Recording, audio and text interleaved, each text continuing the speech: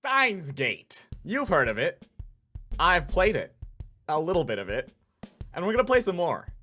Are you ready to jump right in with me? You know our catchphrase. Let's jump right in so we can swim. It's a slant rhyme, okay? And catchphrases don't have to rhyme. And I don't have a catchphrase. The echoes. What was my voice? Who is the main is he the same as Phoenix, right? I don't really remember. The echoes lead me down a dark, empty hallway on the same floor. I'm pretty sure it came from around that corner. I crouched down and turned the corner slowly, keeping my eyes and ears peeled for any sign of danger. And there, at the end of the passage, I see it. Ducky Momo! There's something on the ground. No. I was literally gonna say this. No. Someone! Because remember we heard somebody scream. Motionless. Who is it? The clothes are familiar.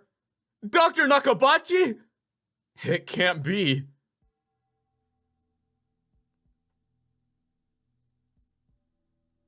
Oh. Makise Kurisu. Her face is turned away, but I know it's her. The impertinent, genius girl I just fought with 10 minutes ago. Is now face down in a pool of bright, red blood. She's dead. No. But why? Nande? Suddenly, I realize that I'm shaking. I want to run away. I shouldn't have come. This is wrong. Someone killed Makise Kurisu. There's no other explanation. Who would do such a thing?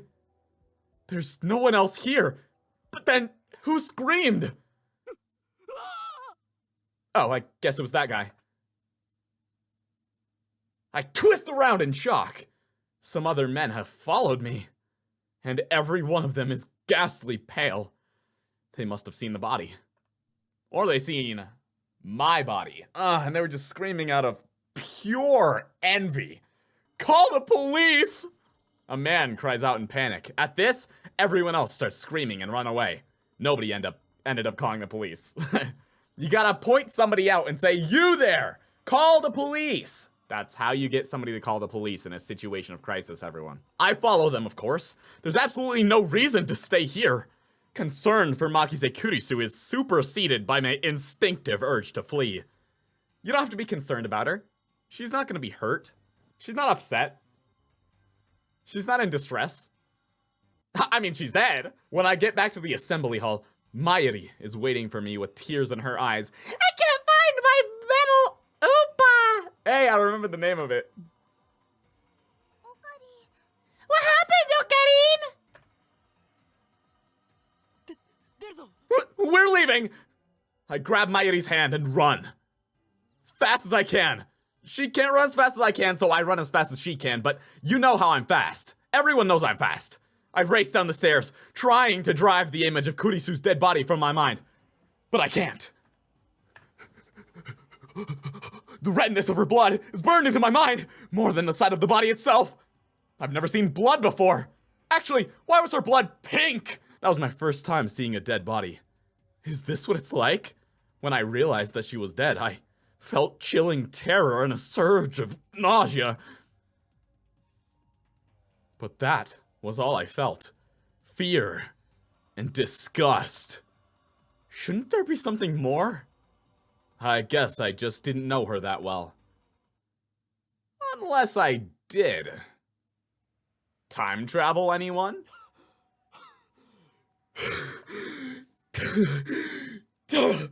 I finally stop once we get out to the main street. Chuodori. My chest pounds. My breathing labored from running down the stairs at full speed. Hey, what happened? You look really pale. Mayuri doesn't seem to comprehend the situation. I guess it's because she didn't see the body. She's not even breathing hard, even though she was running as fast as I was. She looks slow, but she's actually pretty fast on her feet. Someone died. 死んでた. I take several deep breaths.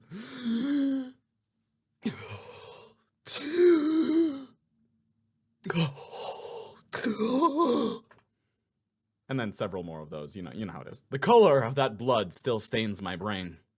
But I've calmed down a bit. Deep breathing seems to do that. Makisu Kurise is dead. And I don't know who the killer is. Sirens in the distance. I guess an ambulance will be here soon. Then the police will arrive, and this area will become a crime scene. But for now, the crowds milling through Akihabara have no idea what has happened. Everyone is going about their business as usual. The never-ending search for electronics. Moe. And porn. What's Moe? Just another day in Akihabara. And what's porn?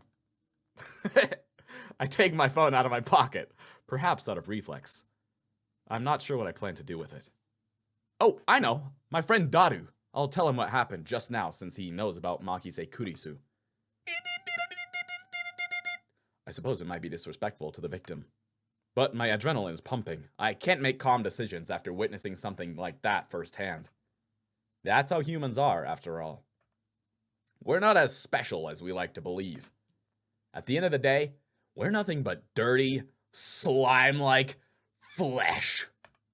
Our souls fester like semen left to rot in the womb. Does that really fester? And if so, please don't tell me. That's how we humans are. While wallowing in a bit of angst, I begin to type on my phone.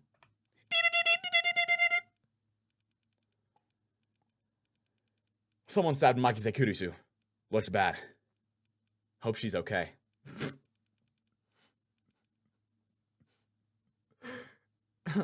Hope she's okay. Seriously? I don't know if she was stabbed.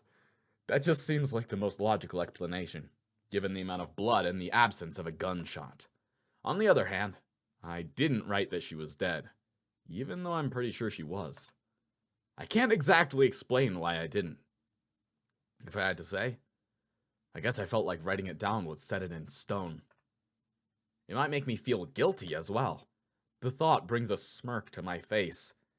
It's not like I'm the one who killed her. Why should I feel guilty? I just saw someone's death up close, and only a few minutes later, I'm smiling. Am I really that cruel and cold? Well, I am a fiendish mad scientist, so it suits me. I finish typing and place my thumb over the send button. And then I press down. Sending. Oh! Sent! Maybe. What? What's happening? Oh! What was that? Wait, look around! Where did everybody go? They're gone. It's just me and you, Galaga. Summer break. Noon. The busiest street in town. Just now, thousands of pedestrians vanished into thin air. Is this a dream? Am I hallucinating? I don't know. But they're gone. I saw them vanish with my own 2 eyes. I stand, petrified, speechless, and alone on the empty street. Desperate to find someone, anyone I look up. And there, at the top of Radicon, sticking out from the 8th floor event hall where we just were, is a crashed satellite. Nani?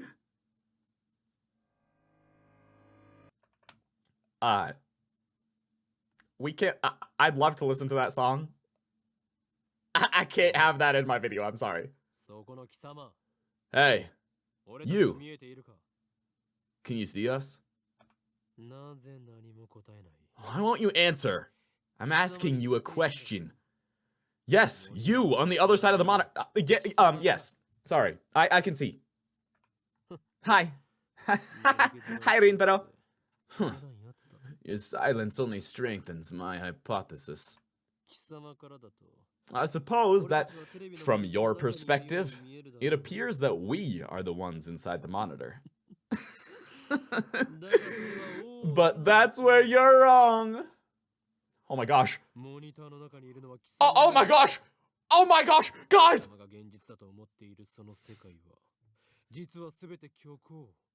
Rintaro, I'm trying to play along with a bit here, but you're not... Can you not hear me, my friend? For it is you who are inside. Your reality is nothing but lies and shadows. Naturally, that includes you, too. I'm lies and shadows? True reality is on this side of the screen. Don't believe me? I don't blame you. Few are those who can handle the truth. You can't handle the... But no matter. I shall speak in simpler terms. Easy enough for you to understand. This is the Future Gadget Laboratory, located in the Akihabara district of Tokyo. We call it, simply, the lab. Our purpose is to shatter the system and plunge the world into chaos. Really? You shouldn't. Ow! Ow! Ah!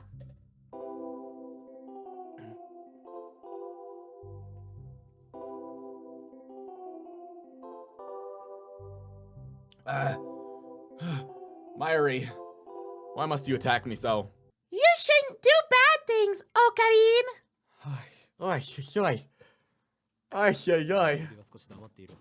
Quiet!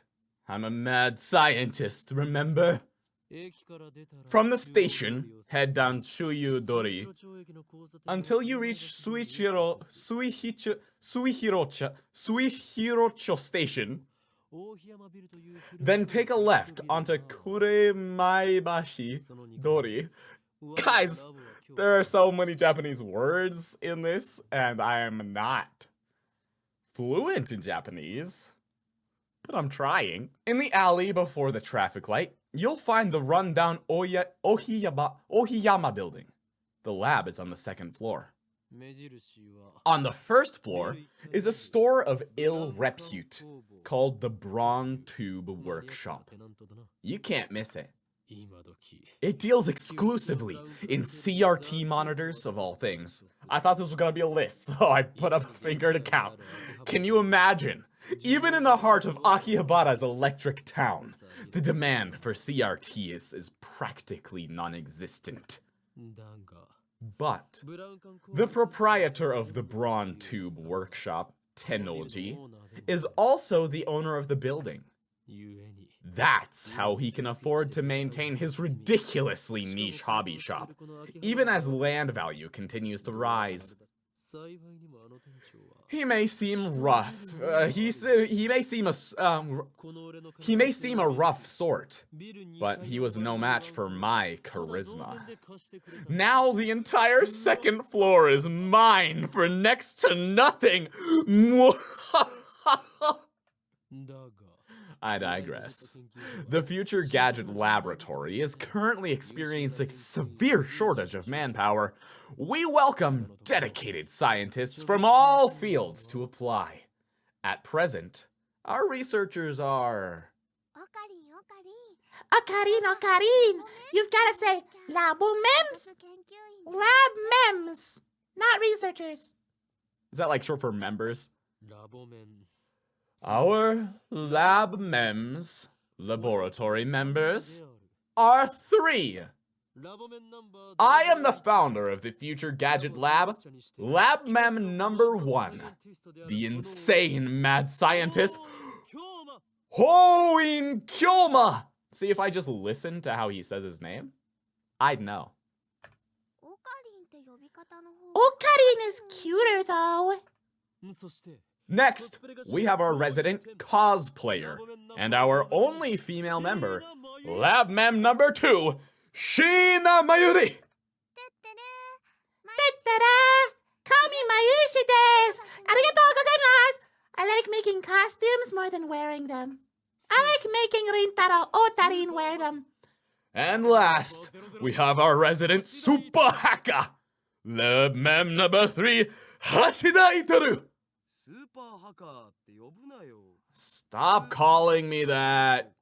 Oh, is that this guy? Oh, stop calling me that. It's Super Hacker. Duh. Here at the Future Gadget Laboratory, we devote ourselves to the art of invention, not intention. For details, see our lab's homepage. Our top priority, of course, is to develop weapons for the war with the Dark Dominion. But that research has spawned a number of offshoot inventions. In fact, that's all it's spawned. Our arsenal of future gadgets is up to 8, but this is just the beginning. I have a total of 108 inventions to create. I already forget your voice. Like in that tennis manga, right? I get it. No! It's the number of earthly desires in mortals, you at-channel junkie! What? I don't understand either of those references you guys just did, but I'm gonna roll with it. And I thought I told you not to interrupt me when I'm talking! Oh, I'm sorry, sir. Yeah, I wouldn't want to interrupt you talking to yourself. I'm not talking to myself. Can't you see? I'm talking to the person behind the monitor. Ah, he just grinned. What are you grinning about, damn you? You don't even exist outside that monitor. Is he looking at a blank monitor that's like a black screen? He's just looking at his reflection. I love my delusional man. Itaru, is that this guy? I still forget his name. I mean his voice. Just say, don't look at me. I don't think that's gonna work. It appears our attempts to communicate have failed. It's sad to see someone so deeply in denial of reality. Maybe they think we're in the game. I doubt it's even occurred to them. But aren't your 2D girlfriends the same way? They're called waifus. That's different. Those girls are my wives. How did I call it? I guess just look at the guy. Nobody cares about your harem. But Mayushi touched upon a very interesting theme. You know? What if we're actually just characters in a game? Any way we can know for sure? That would be absurd. No. Come on! Such questions are meaningless. Our time is better spent thinking of ways to destroy the system. Nice chunibyo, bro. What does that mean? I step back from the monitor. Displayed on the screen is the ugly cute character Alpaca Man. This is a game called Alpaca Man 2, where you speak to Alpaca Man via microphone and watch him react. The game exploded in popularity when it was released 10 years ago, but personally, I find only the ugly part of Ugly Cute to be true. I bought it yesterday. 500 yen used, headset included. It was on sale. I turned to Daru with a menacing glare. Shut it, Haka! I'm no chunibyo patient. I sweep my hair back and flash a devilish grin. I am Hoyuin Kyoma! That's your character's name, right? Oh, Daru. Your communication skills are beyond repair. I'll have you know, I go to a ton of offline meets, and I'm always the life of the party. This fat, bespectacled guy is my brother-in-arms and right-hand man, Hashira Itaru, nickname Daru. He's a hardcore otaku. You can always find him in front of the computer, playing games and watching anime. I mean, who would play games with 2D characters in them, am I right? He has 2D wives on whom he cheats with 3D maids. I don't agree with his preferences, but to him, anything's fine as long as it's moe. He's the reliable and skilled partner who brings my ideas to fruition. Despite his insistence that software is his forte, he shows remarkable aptitude with hardware as well. Ow! The needle bit my finger! Over here, nursing a pricked finger, we have Shina Mayuri, a 16-year-old high school student, if you can believe it. I've known her since we were both small. She's also an otaku, nowhere near Daru's level though. This ditzy girl is in charge of the lab's official costume division for women, and today she's working on costumes at her usual leisurely pace. Why does the Future Gadget Laboratory need costumes for women?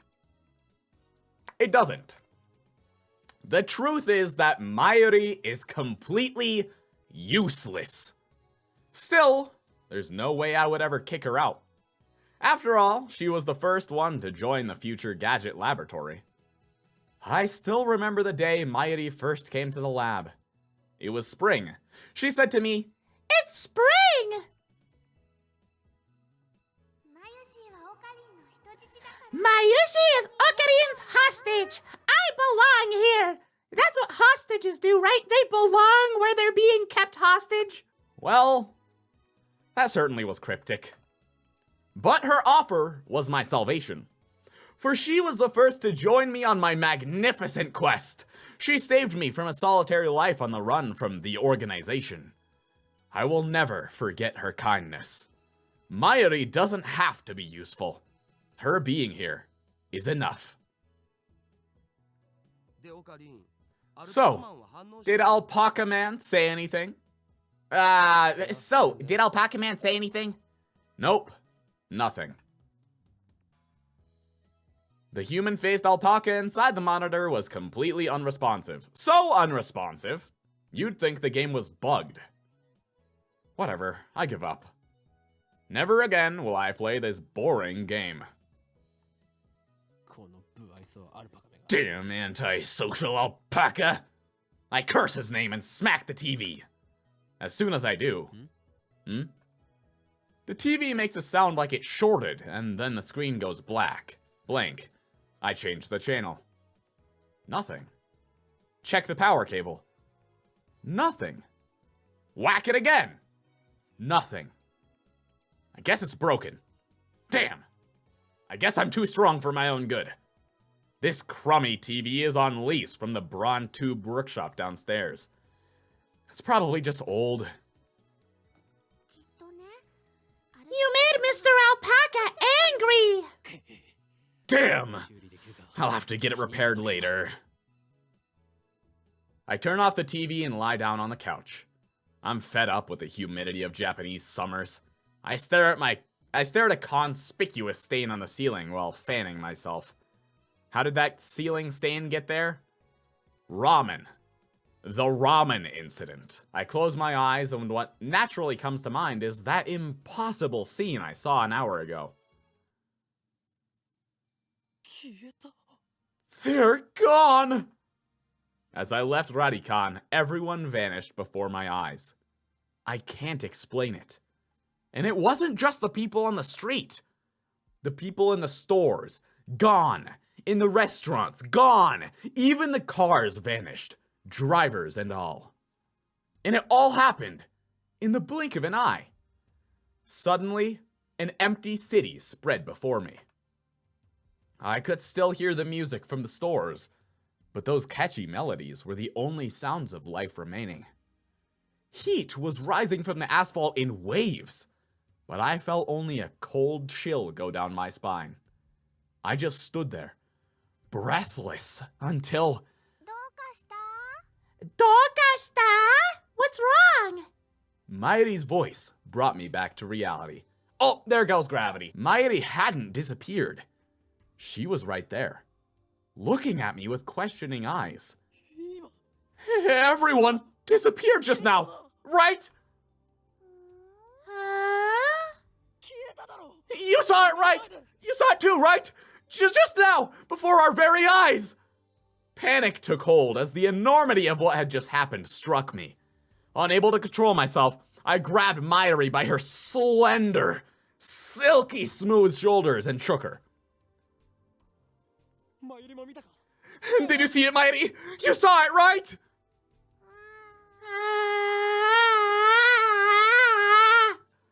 Mairi's head flopped back and forth from my shaking. I didn't see anything. You didn't? I stopped shaking her and looked straight into her eyes. She returned my gaze with eyes clear as glass marbles. You saw nothing? Nothing at all? There were people here a second ago, weren't there? There were? Even the store employees are gone! That's impossible by any measure! Of course they are. Her reply didn't make any sense. It was like this when we got here. Oh, I know. You're seeing things, aren't you? I'm sure it's because of the heat. Da-da-da! How could she laugh at a time like this? If do-do-do really is a laugh. I always thought she was a bit strange, but maybe her brain is actually broken. I realized that she couldn't help me. With nowhere else to turn, I looked up at the bright blue sky. There wasn't a cloud in sight. The scorching summer sun shone brightly through the shrapes between Akiba's buildings. Naturally, my eyes drifted to the top floor of Radikan, where I had just been a moment before.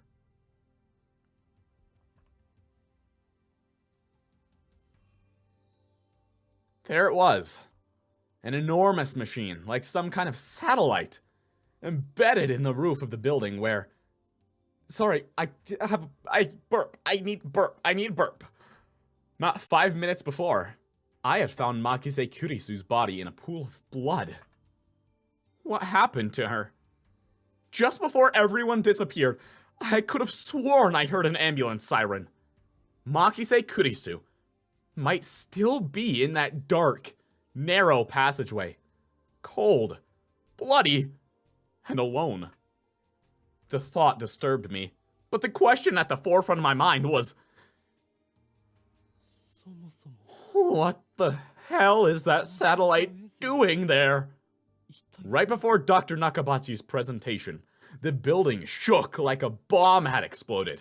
The roof door lock had been broken, and beyond it, someone had placed a satellite-like machine, shrouded in smoke and glowing dust. When I first saw it, the satellite was on the rooftop. But that's not what I was seeing now. This satellite had penetrated the top floor of the building, obliterated the room where Dr. Nakabachi's press conference had been held.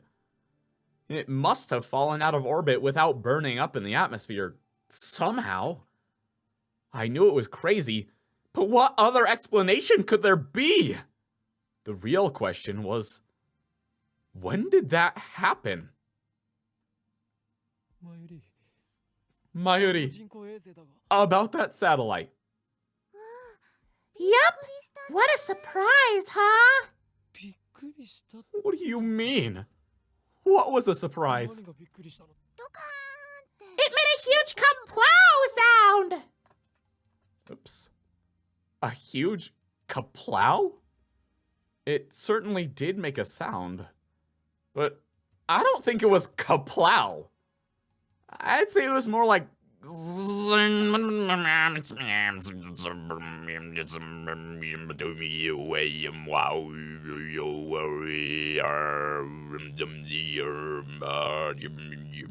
Did that satellite fall out of the sky? Did it? Do you think any aliens were on board? Oh, extraterrestrial life. Had I lost my mind? What I had seen didn't match at all with what Mayuri was saying. Suddenly, nothing seemed real. Had I dreamt it all? Hey! You two! Just then, a uniformed policeman ran up to us, his expression stern. What do you think you're doing here? This area is off limits. You have to leave. We're sorry. Gomenasai. First, my good man, let's call you Officer A. I have one question. Officer A. Thousands of people just vanished. You saw it too, didn't you? What are you talking about? Get out of here! I was quickly losing confidence in my own memories. I decided to tell him about Makise Kurisu and get him to call an ambulance, but before I could... Look, I don't have time for your nonsense! The policeman took me by the upper arm and said, No one got stabbed at Radikan. What? How could he say that with such certainty? While I was still trying to comprehend the situation, the policeman forcefully led us away. We were escorted up to UPX and released. There were people at UPX, like usual. Actually, there were far more people than usual. The place was packed. Just as Officer A had said. Chuo-dori had been blockaded by police, so nobody could enter. There was nothing we could do, so we headed back to the lab. And that brings us to the present. I'm baffled. Did the whole hour since the beginning of Nakabachi's presentation really happen? I check online for any news. The net is buzzing about the mysterious machine that crashed into Radikan. All of the major stations in Tokyo, even TOTV, are running special bulletins about it. Fortunately, it doesn't look like anyone was hurt, but Chuo-dori is still closed off. Akihabara Station is jammed with reporters and curious onlookers. Nobody has mentioned anything about the disappearance of thousands of people from Akiba's streets, nor about Makise Kurisu's murder. It's all a mystery. A mystery? I see. So that's it! From the sofa, I sprang to my feet, a wide grin on my face. Daru and Mayuri turn and stare. This is all an elaborate cover-up by the organization. Their influence has corrupted local law enforcement, which means our entire government may already be under their control. My God! But they underestimated me, for I am not so easily played. One day, I will expose their deeds and put an end to their reign. Having come to a satisfactory conclusion, I take a celebratory bottle of Dr. P, my favorite soda, from the fridge. The lab has no air conditioning. Ice-cold drinks are essential.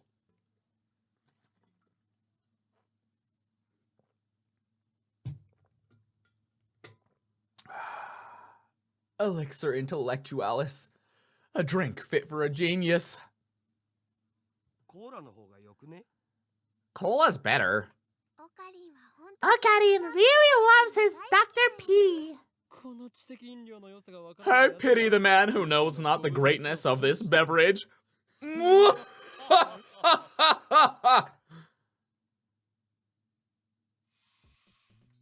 Step through the curtain dividing its center, and you'll enter the heart of the future gadget laboratory, the development room.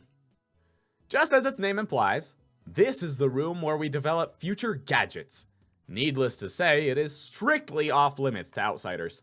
Yes, I know the setup is cheap.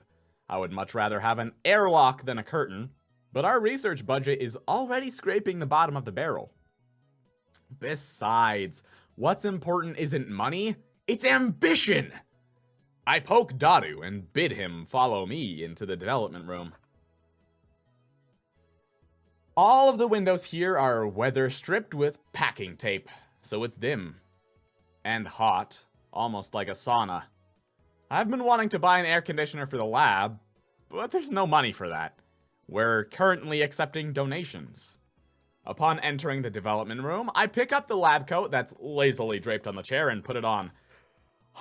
It's so hot. Why did I just put on a coat? I always wear a lab coat in the development room for practical reasons, as well as symbolic ones. Daru, however, refuses to wear his. Putting it on and taking it off is apparently too much trouble for him. He can't be bothered to do anything that doesn't interest him.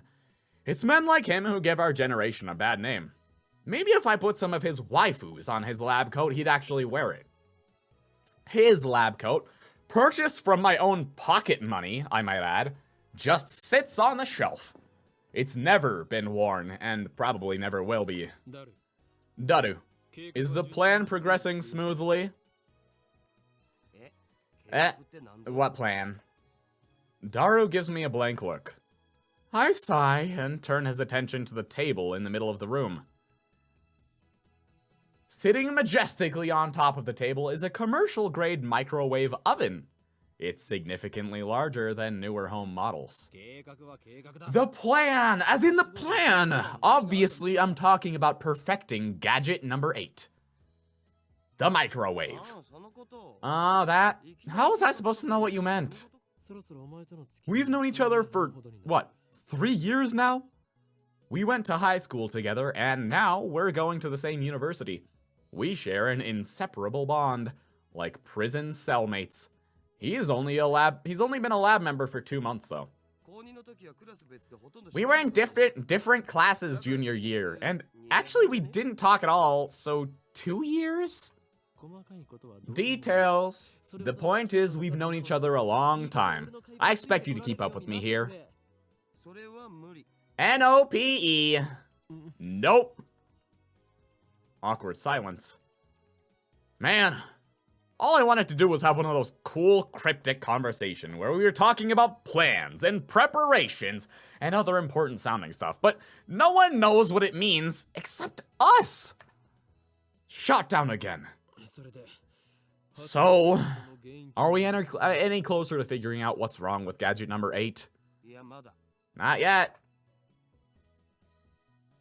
So far, the Future Gadget Laboratory has completed a total of 8 inventions.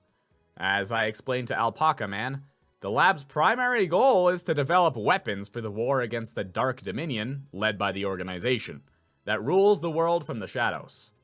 At present, we haven't completed any inventions of that sort. On the contrary, we haven't even figured out what we should make. But along the way, we have managed to create some ingenious, future-ish gadgets as a byproduct of our research. It is a fundamental truth of science that great inventions are often created by accident. In other words, serendipity. This is true, I know this. Allow me to introduce our glorious future gadgets. Gadget number 1, the Bit Particle Gun. Gadget number 2, the Bamboo Helicam. Gadget number 3, could this be Ora Ora? Gadget number 4, Moad Snake. Gadget number 5, once again I've made a worthless object, by Goemon. Gadget number 6, the Sialoom Saber. Gadget number 7, Ghost in the Ball. They can all be seen on the website Daru made, so feast your eyes upon the product of a mad scientist's genius. Anyway, our current problem is future gadget number 8, the Phone Wave. Name subject to change. Phone Wave is a pretty weak name, so I've added name subject to change to the end until we come up with something better. For the record, it was Mairi's idea, not mine. When a future gadget is completed, the 3 of us discuss what to name it. I prefer names based on mythology, or names with hidden meanings that need extra explanation to understand. Daru thinks my naming style's too ridiculous. He just doesn't have a passion for words like I do. Mayuri can't be bothered to remember difficult names. She says they don't fit in her head. And so, our opinions on gadget names are always split. But I digress. The phone wave name subject to change is, in short, a remote-controlled microwave. You put food into the microwave before you leave, then on your way back, call the attached cell phone to start the heating process. Voila! Hot food ready for your arrival. So it's basically a piece of junk. A few days ago, however, we discovered that the phone wave name subject to change has a second, unintended capability. Our brave, or possibly just ditzy, Mayuri had made it her daily routine to heat some frozen fried chicken by remote control. Long story short, she was defrosting her beloved juicy chicken number 1, as usual when the unexpected happened. The chicken came out more frozen than when she'd put it in. The microwave refroze the chicken. Since then, Daru and I have been searching for the cause. We tried copying what Mayushi did, but we just can't reproduce the freezing phenomenon. And when we tried to freeze a banana, it turned out really weird. I just don't get it. Daru, now completely fed up with the heat, starts fanning himself with his shirt. I know what he means by really weird. Let's see if I can make it happen again. Mayuri! Mayuri! Bring forth the bananas! Are you gonna turn them into gel bananas again? That's been bugging me, Mayushi. Can you stop calling them gel bananas? But gelbanas are gelbanas! Bananas! I take the bananas from Mayuri and stick the whole bunch into the phone wave name subject to change. Why do you have to use the whole bunch? It's a waste of food! Your stinginess could cost us the battle with the organization! That's fine with me! Mayushi always buys the bananas, and now Mayushi can't eat a single one! Next time, we'll only do one banana. But I already put the whole bunch in, so I ignore her hungry complaints. The phone wave name subject to change is simple to use. It's a microwave with a phone taped on. The number is already in my address book. I just need to call the phone wave. Now, where did I put my phone? Ah, I checked my pants and coat pockets. Now, where did I put my phone? I checked my pants and coat pockets. Now, where did I put my phone? I checked my pants and coat pockets.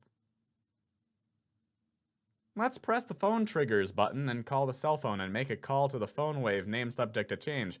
It allows the confirm the controller settings from config. What? What?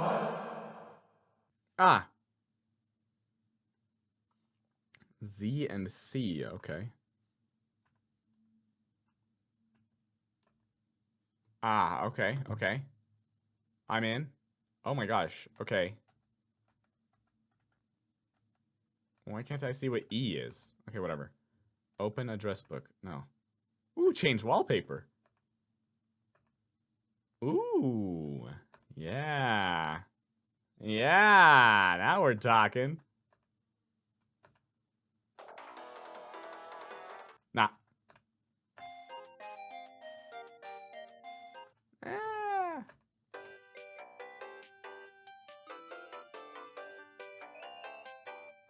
A little elevator-y.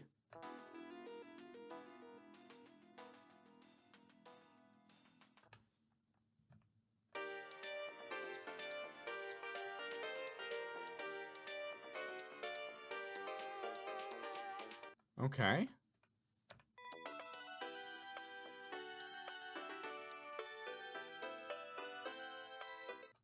Huh.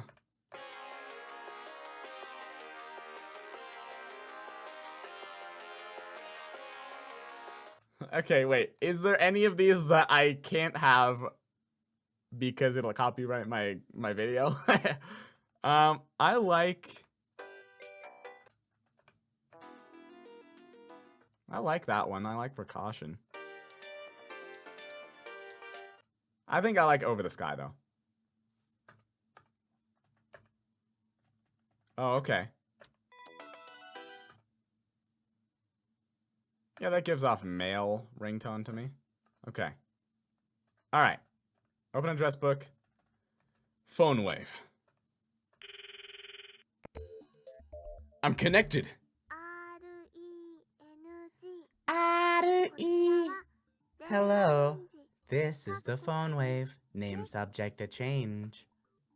This is the voice of Mayushi Guidance, the system Daru programmed to operate the phone wave. Do you hear Mariushi's voice? Be quiet, I'm trying to listen.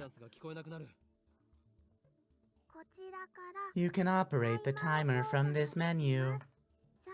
After pushing the pound button, please enter the heating time in seconds. For example, press pound 60 for 1 minute. For 2 minutes, press pound 120. Entering the command properly will cause the phone wave name subject to change to function like a normal microwave. Instead, we're going to deliberately mess up and enter 120 pound.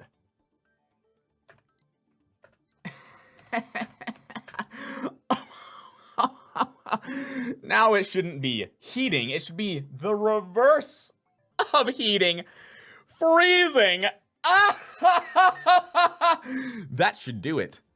This method was originally a simple mistake on Mayuri's part, but it somehow starts the freezing process. The phone wave name subject to change comes to life. The turntable begins to rotate. Nice turntable, right? It's even spinning backwards. Backwards? I never noticed that. Might have serious implications. If we look at quantum critical behavior driven by Hund's rule. Yeah, no. Not Hund's rule? No. Okay. What? The three of us wait and stare at the spinning bananas. After 120 seconds pass, the microwave chimes. Mayuri takes the bananas out. And we'll find out what happens next time on Steins Gate. Gotta leave you hanging somewhere, and we've already been recording for 50 minutes, so these chapters are really long. Are there chapters? There might not be chapters. So, hey, I recorded this video before I uploaded my previous Steins Gate video. So if any of you left comments, which, please leave comments. It makes me happy. I love talking to you guys. I love interacting with my fans. You're my fans.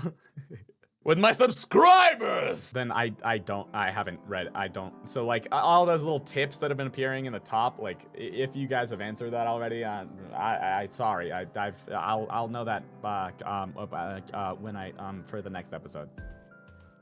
Okay? Okay. Well then I'll see you guys in the next one, okay? That sounds like a good idea.